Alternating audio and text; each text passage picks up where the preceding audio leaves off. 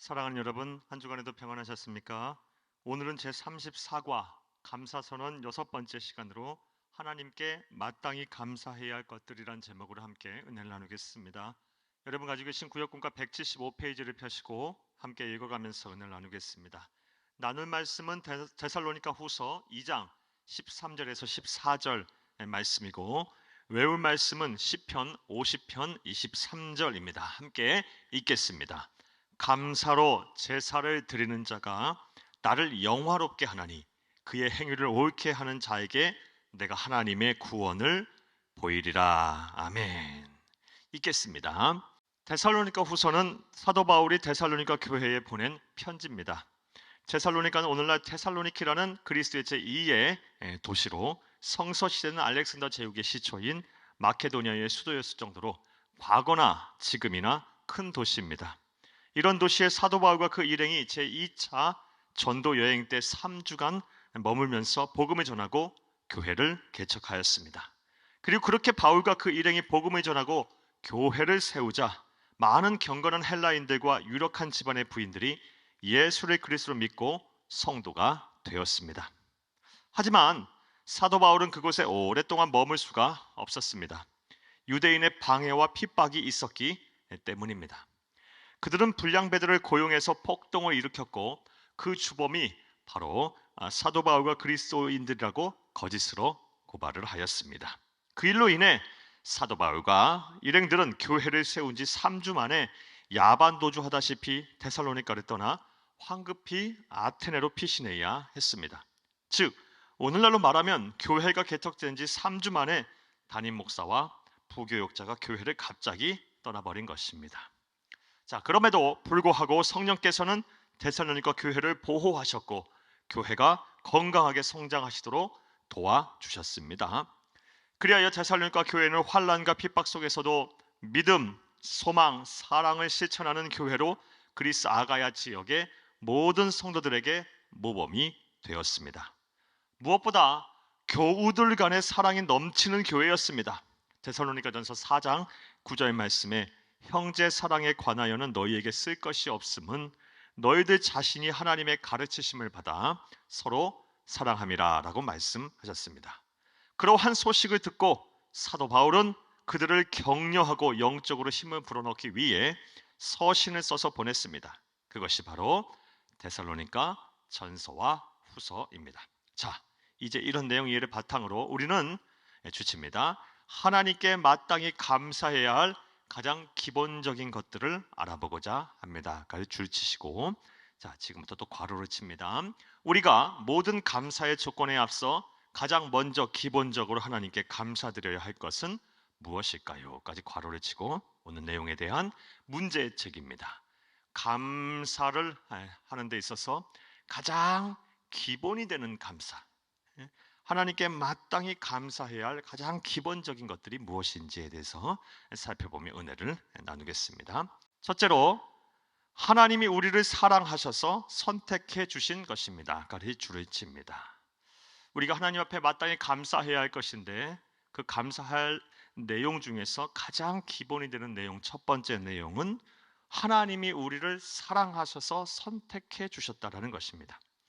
주께서 사랑하시는 성제들아, 우리가 항상 너희에 관하여 마땅히 하나님께 감사할 것은 하나님 처음부터 너희를 택하사 성령의 거룩하게 하심과 진리를 믿음으로 구원을 받게 하심이니. 데살로니가 후서 2장 13절 말씀입니다. 자, 지금부터 괄호를 합니다. 데살로니가 교회 성도들은 사도 바울로부터 불과 3주 남짓 말씀을 배웠음에도 불구하고 환난과 핍박 가운데서도 신앙의 지조를 지켰습니다. 이렇게 가능했던 이유는 하나님의 사랑으로 서로 사랑했기 때문이기도 하지만 주칩니다. 근본적으로 그들은 하나님이 처음부터 택하신 사람들이었기 때문입니다. 줄을 치시고 여기까지 괄호를 합니다. 사랑하는 여러분, 데살로니가 교회 성도들은 환난과 핍박 속에서도 믿음을 지켰어요. 서로 사랑했고 서로 소망을 잃지 않는 교회였습니다. 건강한 교회로 성장했습니다. 그렇게 될 수 있었던 가장 근본적인 이유는 하나님의 선택을 받은, 하나님의 사랑하심을 받은 사람들이었기 때문입니다. 데살로니가전서 1장 3절에서 4절 말씀입니다. 너희의 믿음의 역사와 사랑의 수고와 우리 주 예수 그리스도에 대한 소망의 인내를 우리 하나님 아버지 앞에서 끊임없이 기억하미니 하나님의 사랑하심을 받은 형제들아 너희의 택하심을 아노라. 그런데 이런 하나님의 선택의 기준은 무엇일까요? 하나님의 선택의 기준 동그라미 칩니다. 사실 그 기준은 인간의 관점에서는 전혀 합리적이거나 이성적이지 않습니다. 자, 이제부터 주칩니다. 오직 하나님의 사랑, 즉 하나님께서 일방적으로 선택하신 것입니다. 까지 줄을 칩니다. 자, 그리고 괄호를 합니다. 우리의 행위나 조건의 옳고 그름이 아니라 그저 하나님께서 우리를 사랑하셔서 우리를 선택하신 것입니다. 따라서 우리가 감당할 수 없는 하나님의 선택의 사랑을 받았으니 그 무엇보다 마땅히 하나님께 먼저 감사해야 할 것입니다. 까지 괄호를 합니다. 하나님이 우리를 사랑하셔서 선택하신 것입니다. 그 기준 우리의 머리로는 이해할 수 없습니다. 합리적으로도 설명할 수가 없습니다. 그저 하나님이 일방적으로 우리를 사랑하셔서 우리를 선택하셔서 자녀 삼아 주신 것입니다. 도대체 우리가 무엇이길래 하나님 우리를 이렇게 사랑하실까요? 그러므로 이런 선택을 받은 우리 먼저 하나님 앞에 이 선택에 대해서 감사하는 삶을 살아야 할 것입니다. 또 두 번째로 우리가 하나님께 마땅히 감사해야 할 감사의 기본은 무엇일까요? 둘째로 함께 주치면서 읽습니다. 성령께서 우리를 거룩하게 하신 것입니다. 주치입니다. 주께서 사랑하시는 형제들아 우리가 항상 너희에 관하여 마땅히 하나님께 감사할 것은 하나님께서 처음부터 너희를 택하사 성령의 거룩하게 하심과 진리를 믿음으로 구원을 받게 하심이니. 데살로니가서 2장 13절 말씀입니다. 주칩니다. 성령께서는 날마다 우리를 거룩하게 하시는 분이십니다. 주칩니다. 그러하기에 사람의 힘과 능력으로 어렵지만 거룩하게 하시는 성령의 역사하심을 통하여는 거룩하게 변화될 수가 있습니다. 실제 이러한 사례는 기독교의 역사상 말할 수 없을 정도로 많습니다. 손가락질을 받던 사람도 예수를 믿고 거룩해지고 성자와 같이 변한 경우가 허다합니다. 저도 그렇고 여러분도 그렇고 우리 모두가 그러할 것입니다. 성령께서 거룩하게 하지 아니었다면 폐역하고 음란하고 죄가 많은 이 시대를 사는 우리가 무엇으로 하나님 앞에 거룩하다 함을 인정을 받겠습니까? 성령께서 거룩하게 하셨기 때문에 가능하신 일입니다. 자, 이제부터 괄호를 합니다. 따라서 만약 죄악으로 찌든 삶에서 변화된 삶을 살기를 원하신다면 우리를 거룩하게 하신 성령님께 기도하며 그분께 여러분을 맡기시기를 바랍니다. 그리하면 성령님께서 여러분을 만지실 것입니다. 여러분을 고치시고 거룩하게 하실 것입니다. 까지 괄호칩니다. 우리의 실천사항입니다. 또 우리가 하나님께 감사하는 데 있어서 감사의 기본이 되는 내용은 무엇일까요? 셋째로 주치면서 함께 읽겠습니다. 진리를 믿어 구원에 이르도록 인도하신 것입니다. 진리는 하나님의 말씀, 복음을 말합니다. 주께서 사랑하시는 형제들아 우리가 항상 너희에 관하여 마땅히 하나님께 감사할 것은 하나님이 처음부터 너희를 택하사 성령의 거룩하심과 진리를 믿음으로 구원을 받게 하심이니. 데살로니가서 2장 13절 말씀 오늘 본문 말씀입니다. 세상에는 일평생 단 한 번도 진리의 복음을 온전히 들어보지 못하고 죽는 사람이 얼마나 많은지 모릅니다. 자, 그러나 주칩니다. 저와 여러분은 진리인 예수의 복음을 듣게 되었고 구원을 받게 되었으니 얼마나 감사한 일입니까? 또한 진리인 하나님의 말씀이 믿어졌으니 이것이 또한 얼마나 감사한 일입니까? 사랑하는 여러분, 온 인류 역사를 통틀어서 이렇게 복음을 똑똑히 조금도 부족함 없이 듣는 시대를 사는 사람들이 과연 몇 명이나 될까요? 저와 여러분이 이런 시대를 살게 하셨고요, 복음을 정확하게 듣게 하셨습니다. 거기에서 나아가서 이 복음이 천국에 이르는 이 구원에 이르는 말씀으로 믿게 하셨으니, 진리로 믿게 되었으니 하셨으니 얼마나 이것이 감사한 일입니까? 듣는 것도 감사하고 믿게 하심도 감사한 일입니다. 따라서 지금부터 괄호합니다. 하나님께서 내 기도에 응답해 주실 것에 확신을 굳게 서고 설교를 들을 때 그 말씀이 하나님의 음성으로 들린다면 진리를 믿어 구원에 이르게 하시는 하나님께서 지금 나를 인도하시고 보호하신다는 증거입니다. 이제 이러한 은혜를 베푸신 하나님께 마땅히 드려야 할 감사를 먼저 드리시기를 바랍니다. 우리의 실천사항입니다. 사랑하는 여러분, 구약시대 위대한 왕인 솔로몬도 처음에는 성전에서 1,000번제를 드릴 정도로 신앙이 좋았습니다.